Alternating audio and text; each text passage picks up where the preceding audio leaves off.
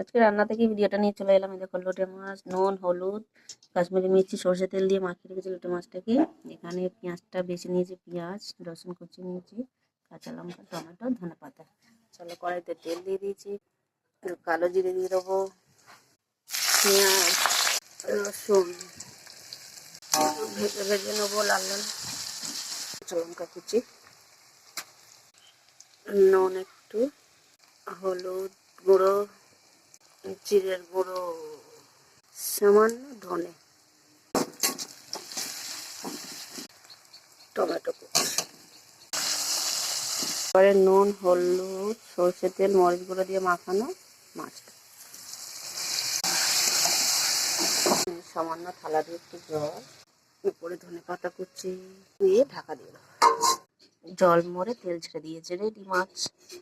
সত্যি বলতে খুব টেস্ট হয়েছে। টাটা।